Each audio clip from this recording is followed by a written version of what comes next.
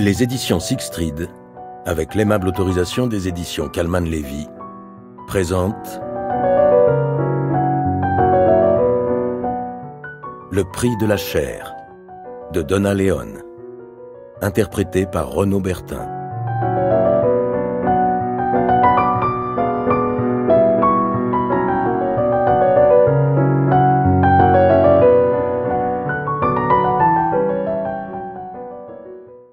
C'est le dernier mardi de septembre que la neige tomba pour la première fois sur les montagnes qui séparent le nord de l'Italie de l'Autriche, avec une avance de plus d'1 mois sur la date habituelle.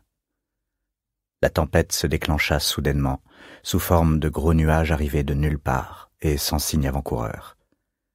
Moins d'une demi-heure après, les routes des cols au-dessus de Tarvisio étaient dangereusement glissantes. Il n'avait pas plu depuis 1 mois, si bien que cette première neige recouvrait une chaussée déjà luisante d'huile et de graisse. Cette combinaison se révéla fatale à un semi-remorque immatriculé en Roumanie et transportant, d'après son manifeste, 90 mètres cubes de planches de pin. Juste au nord de Tarvisio, dans une bretelle d'accès à l'autoroute et donc vers les régions plus accueillantes et plus sûres de l'Italie, le conducteur freina trop brusquement dans la courbe et perdit le contrôle du mastodonte, lequel plongea vers le bas-côté à 50 km/h. Les roues creusèrent 2 énormes ornières dans la terre qui n'était pas encore gelée, tandis que la remorque couvrait un long sillon d'arbres cassés et projetés en tous sens jusqu'au fond du ravin. Le camion alla finalement percuter le pied de la montagne, explosa sous l'impact et répandit son chargement tout autour de lui. Les premiers arrivés sur place, des chauffeurs de poids lourds qui s'étaient arrêtés spontanément pour aider l'un des leurs, se rendirent tout d'abord à la cabine. Il n'y avait cependant plus rien à faire pour le chauffeur. Il pendait à l'extérieur du véhicule, retenu par sa ceinture de sécurité. Une branche avait arraché la portière pendant la course folle du camion, emportant au passage la moitié de la tête du malheureux. Le conducteur d'un semi-remorque chargé de cochons destinés aux abattoirs italiens escalada ce qui restait du capot et fouilla la cabine des yeux à travers le pare-brise en miettes pour voir s'il n'y avait pas un autre chauffeur.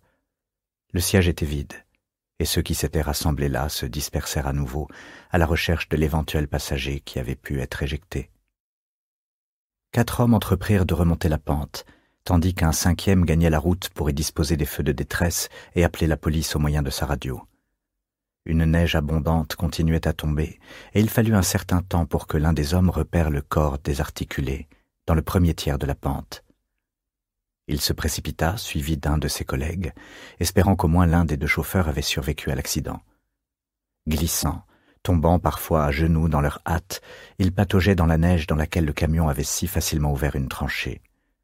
Le premier s'agenouilla à côté du corps allongé, immobile, et commença à chasser la fine couche blanche qui le recouvrait, peut-être respirait-il encore. Puis ses doigts se prirent dans la longue chevelure, et lorsque le visage apparut, il vit ce qui était indiscutablement l'ossature délicate d'une femme. Il entendit un autre chauffeur pousser un cri un peu en dessous de lui, se tourna au milieu des flocons de neige et aperçut son collègue agenouillé devant une forme allongée à quelques mètres du sillon ouvert par le camion. « Qu'est-ce que c'est ?» lança-t-il, tout en posant un doigt délicat contre le cou de la femme, au cas où, en dépit de son corps désarticulé, elle vivrait encore. « C'est une femme !» répondit l'autre. Et au moment même où il se rendait compte qu'aucun pouls ne battait sous ses doigts, le 2e chauffeur ajouta « Elle est morte !» Par la suite, le premier de ceux qui explorèrent l'arrière du camion déclara avoir pensé, en les voyant, qu'il s'agissait d'un chargement de mannequins. Vous savez, ces bonnes femmes en plastique qu'on met habillées dans les vitrines. On en comptait une bonne demi-douzaine éparpillées sur la neige, derrière le haillon détruit du camion. L'une d'elles paraissait même avoir été coincée au milieu des planches si solidement attachées que les emballages ne s'étaient pas rompus sous l'impact et lui écrasaient les jambes, laissant le buste pendre à l'extérieur de la plateforme. Mais pourquoi aurait-on passé des manteaux à des mannequins ? S'était-il demandé. Et pourquoi toutes ces éclaboussures rouges sur la neige, tout autour? Il fallut une demi-heure à la police de la route pour se rendre sur les lieux.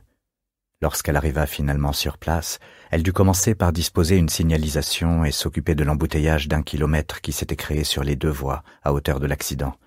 Les conducteurs, qui roulaient déjà prudemment du fait de l'état de la route, ralentissaient encore afin de regarder à loisir, à travers le rail de sécurité déchiqueté, le cadavre du camion qui, au fond du ravin, gisait au milieu d'autres cadavres.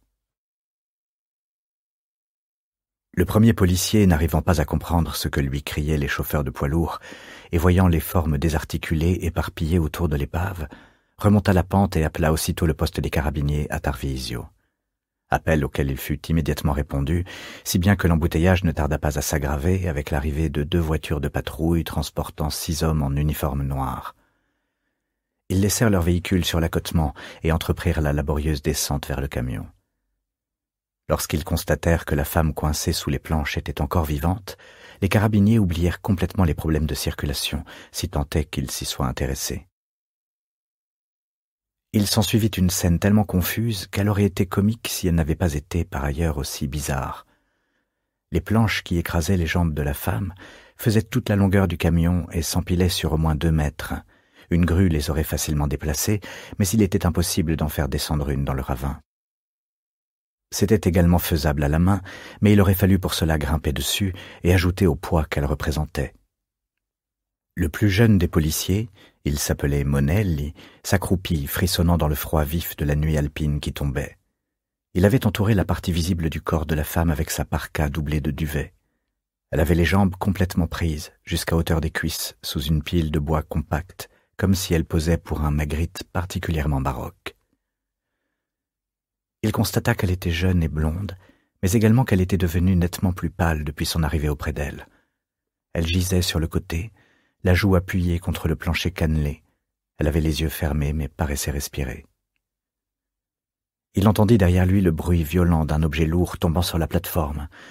Les 5 autres carabiniers s'étaient glissés le long de l'empilement de planches et avaient entrepris, poussant ici, tirant là, de dégager les lots un par un en commençant par le haut. Chaque fois qu'ils en jetaient un en bas, ils redescendaient de la pile pour aller le lancer hors du camion, passant par-dessus Monelli et la jeune femme. Et à chaque fois, il constatait que la flaque de sang qui coulait d'entre les planches s'était encore rapprochée des genoux de Monelli. Il n'en continuait pas moins à batailler avec les pesants colis de planches, s'y arrachant la peau des mains, frénétiques dans leur désir de dégager la jeune fille blonde.